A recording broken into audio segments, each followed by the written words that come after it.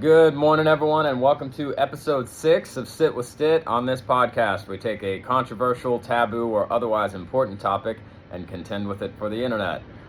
This week is the first time that I've had a topic request, and I think it's a really good topic to cover. So in the future, if anyone wants me to cover any particular topics, then please throw them out there and I'll kind of put them in the lineup. I don't want to speak on anything I'm not ready to speak about or that I don't feel qualified to speak out about, so it might take a couple weeks so I could do some research or reflection or whatever. But I appreciate community involvement in this and commentary.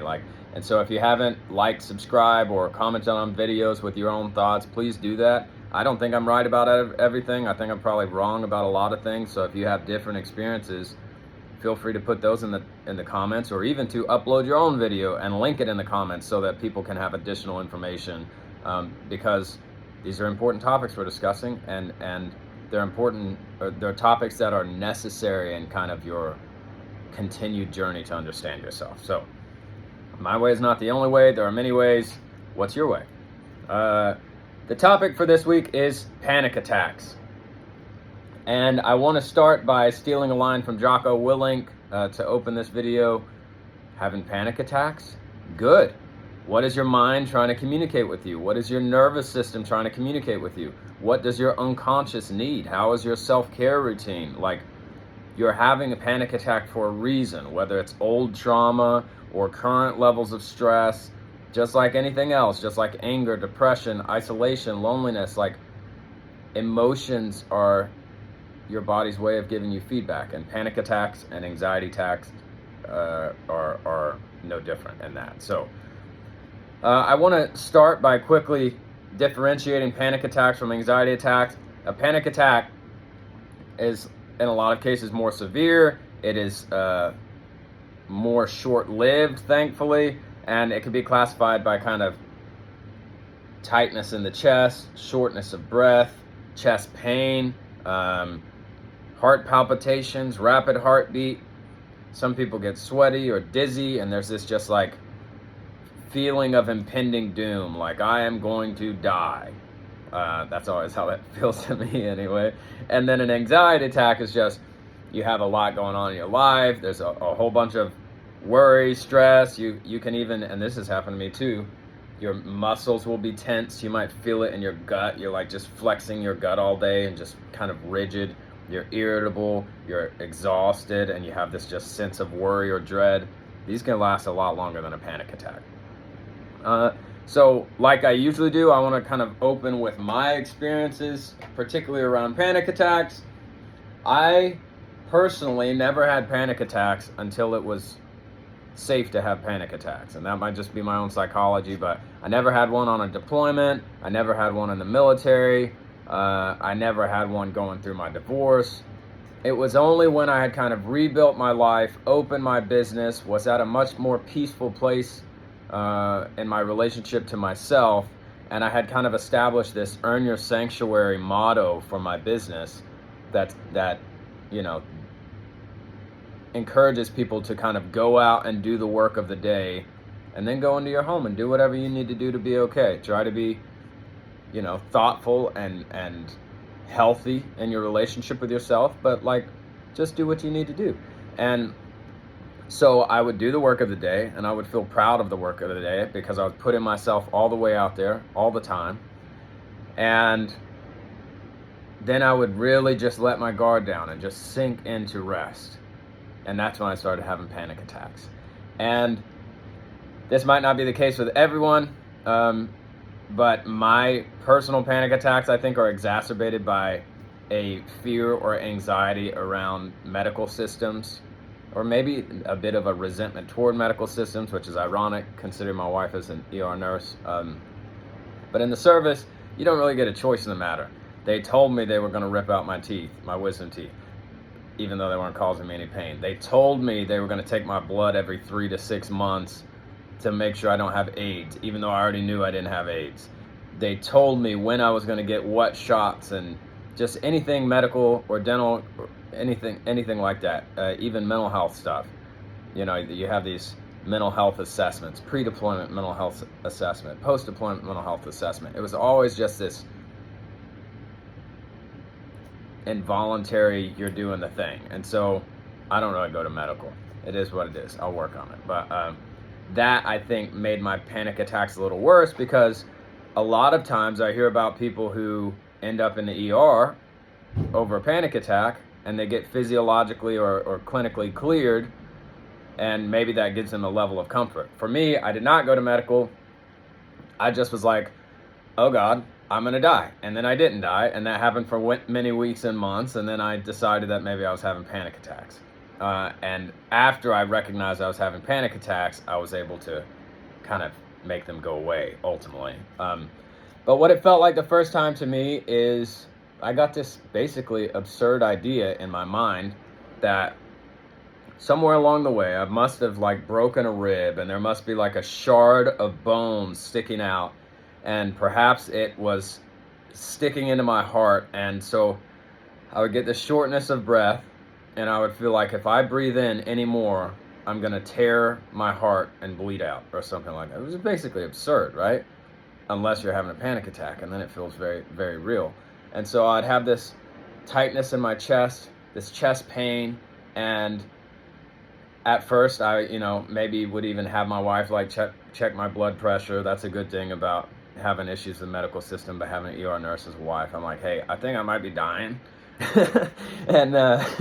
And she would, check my heart rate and my blood pressure and stuff like that, and ultimately I didn't die. And so over time, what I learned to do was to just breathe through it, to breathe to the extent, like to basically the maximum extent that I was able, and then breathe out, and then breathe in just a little bit more. And every time I breathe in a little bit more until I could take a full breath. And I might have to do that cycle like 6 times before the panic attack ended. But I did find a couple other hacks along the way that I think are important to talk about. One is I became a little bit proud of myself for the fact that I have lived a life that led me to have panic attacks. Like, chances are for most people, you're not having a panic attack for no reason. You've been in, not always, but you've either endured trauma, or you've been in first response scenarios, or you've put yourself out there. Maybe you were in the service, maybe you've been on deployments, maybe you've seen combat, those sorts of things. For me, what I told myself was, dude, you're a freaking psychologist. I don't have a master's degree, I don't have a PhD, but I take very seriously my vocation kind of as like a counselor, whether you want to look at that in a mental health framework or spiritual framework. That means a lot to me. And one thing that it means is that I sit with people and hear their trauma all day. After having endured trauma myself, after having been in the service and through divorce and split family and all this stuff. And so I would tell myself, you're a psychologist, like, you understand this. Of course you have panic attacks. You have been through stuff yourself, and you sit with people in their stuff all the time. And it gave me just like this little bit of pride, and it was like and acceptance. It's like, I can accept this, that as a byproduct of my life choices, my nervous system gets overwhelmed sometimes. And so I would just breathe through it, accept it, and be a little bit kind of proud of it. And I'm also very lucky to have a supportive partner who basically is like even keel all the time. There's never like this, oh my God, drop everything, Dustin's having a panic attack. I told myself a long time ago that I live in a world that I can't always understand. And so one thing I'm going to do to give myself some justice in that world is to maintain my own dignity and composure. So even when I'm having a panic attack, like I might be gripping my rocking chair at home, or just sitting there quietly holding my chest, or going, or I might make some like embarrassing involuntary noise, like ugh, or something like that, but it's not like a spectacle. It's just a thing that's happening, and I'm just dealing with it. If my wife is close to me, I might grab her hand or like grab her leg or something, and I might squeeze a little bit or something, and she just basically continues. She basically witnesses, she bears witness to it. And I don't want to get too spiritual in this, but I've been kind of studying the path of Mary biblically, and you can use whatever language you want. For me, this is an archetypical study, but Mary bears witness to suffering. Mary stayed with Jesus all the way through the crucifixion, and then was the first one to see him resurrected or redeemed. And so my wife, in a lot of ways, is like one of the archetypical Marys in my life, who just bears witness. That's all she has to do. She's bearing this witness. I'm navigating this thing, and then I get through it. And over time, our life and our relationship has gotten better and better because we're able to show up for each other in that way. My wife, as a first responder, has also had kind of panic attacks and went the more medical route. And so that's one thing I wanted to bring up was, if you are having panic attacks, perhaps one of the biggest shortcuts is to get physiologically or clinically cleared. Like, just go get your body checked out, and then you can know with certainty that, hey, chances are I'm not going to die from this. And maybe, I mean, one thing my wife brought up when I discussed this topic with her was, don't just go to the ER every time. Like, if you need to go to the ER during a panic attack, do that. But then follow up with your primary care doctor and get a plan together. Get checked out more. The ER might give you 3 or 4 days worth of anxiety meds, maybe, but they're limited in what they can give you. And ultimately, you don't, or at least I don't believe that you just want to medicate anyway. Medicate, but dig and ask, why is this happening?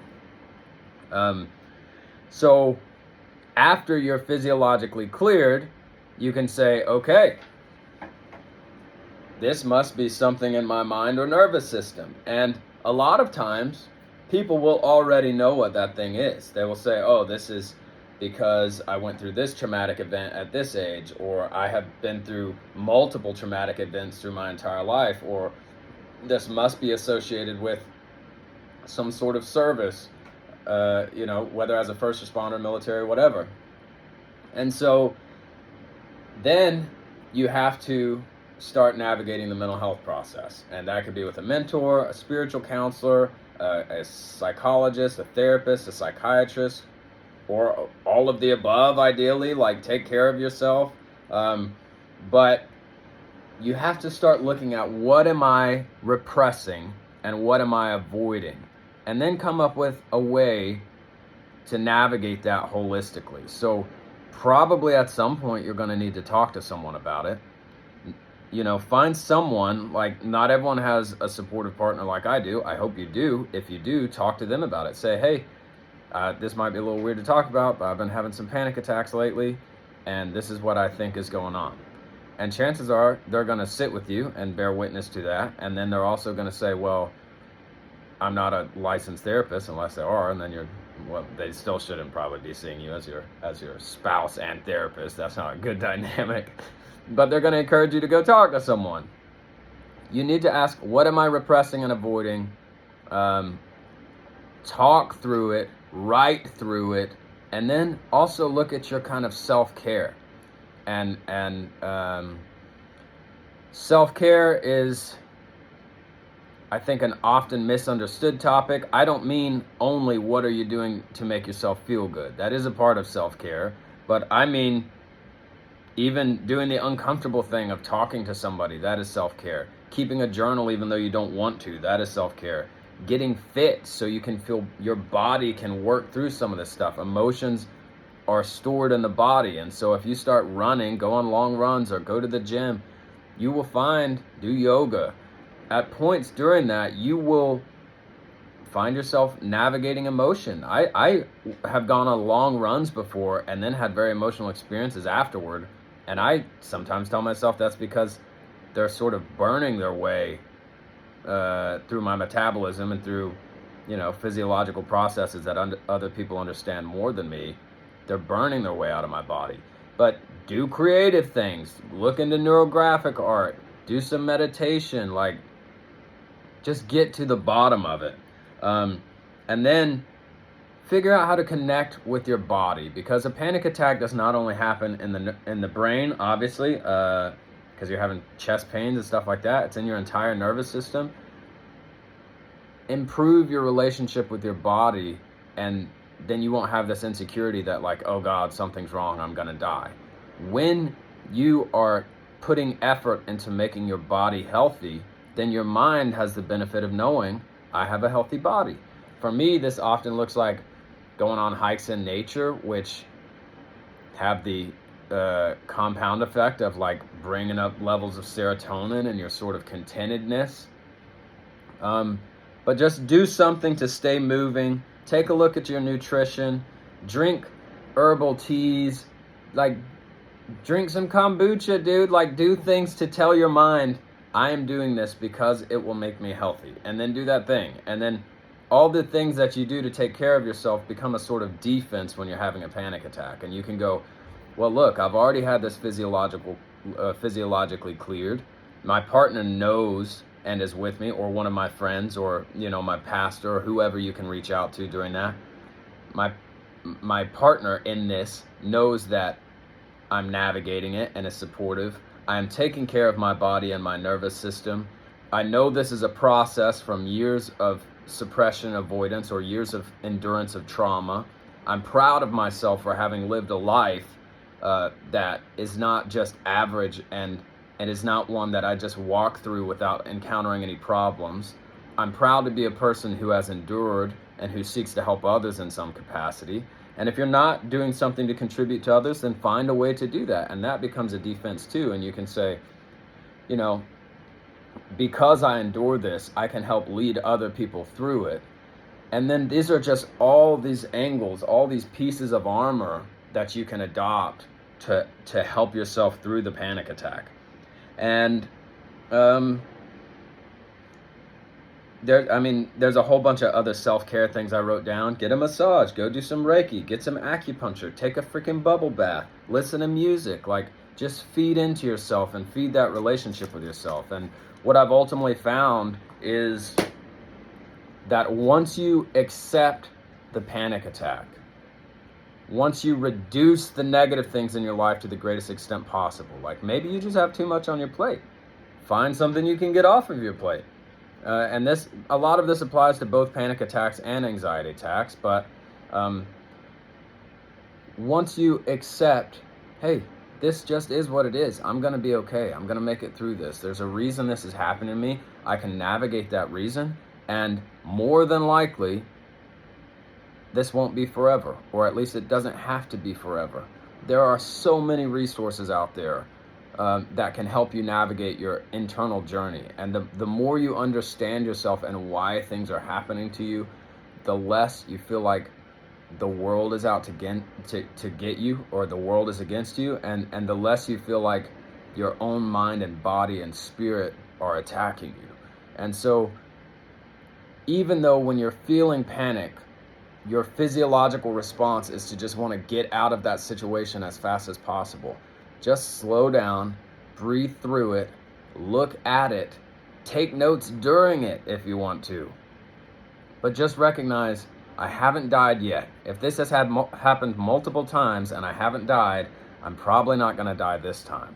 And there's something that I can learn from this. There is some nugget of wisdom from some past trauma that I haven't arrived at yet. And there are people out there that can help me find that. And so make inquiries in your own mind. Why am I feeling this way? And you will be surprised what your mind will bring up. It will say, oh, you remember that one time? And that might even exacerbate the panic attack for a second. But to me, in my own journey, I want that piece of knowledge. I want that information. And if you're having a panic attack, good. Because it's taking you on a direction. It's trying to reveal something to you that might increase your suffering in the short term, but it will decrease your suffering in the long term. There's a word for that I learned in my psychology courses that I can't remember now. I think it's a symptomatic burst or something burst, like where before something gets better in treatment, it'll go up for a time and then it'll come back and kind of level out. And that's the same, I think, with panic attacks. It's your body and your mind trying to get your attention and say, please pay attention to this. This is important to me. And the other thing that I'll offer, since I got a little bit spiritual in the middle, and I will end with this, is the time that my personal panic attacks have ended has been very recently. And it has been while I've been leaning into matters spiritual. And so a lot of this, of course, Psych 101, this is your unconscious, this is what you suppress and avoid, this is your human shadow. I think I wrote this line the other day that I hope will matter to a lot of people at one point, because I think it's probably one of the more important lines I've ever written. Symbols are the psychology of the unconscious. The easiest way to get symbolic truth in our world and culture and human culture is through the study of faith, spirituality, religion, belief, etc. And I've always been fascinated by the human experience. I've always studied the science of why people are the way they are and what makes them tick. And the moment that my panic attacks went away was not when I became more creative and started writing books or painting or going into nature or fishing. Those things were all very good for me and they fed into me. But the moment that my panic attacks stopped were when I started journeying to be closer to the God of my highest understanding. So I don't care what culture or faith you pursue, but just ask yourself the important questions. Why am I here? What happens after death? What is my purpose in this life? What am I suppressing and avoiding? Am I happy with my tribe and relationships? Like, just do the spiritual work too in whatever capacity you want to. And I'm kind of basically surprised when I look back that for the past couple of months since I started this really intensive spiritual journey, I haven't had any panic attacks. So shout out to the man upstairs for that one. I hope that some of these tips have been helpful for you. I really didn't think this was going to be a long video. I was like, how much is there to say about panic attacks? I thought it might be 8 or 9 minutes, but here we are 20 minutes in, so I hope you got some value from it. Don't be ashamed to talk about these things. The people who will attack you for talking about it are the ones who haven't lived a life or haven't endured traumas or haven't put themselves out there to the extent that they would have a panic attack. So who cares about their opinion anyway? Thanks so much. We'll see you next week, and we'll have a good topic lined up. Looking forward to the journey. See you then.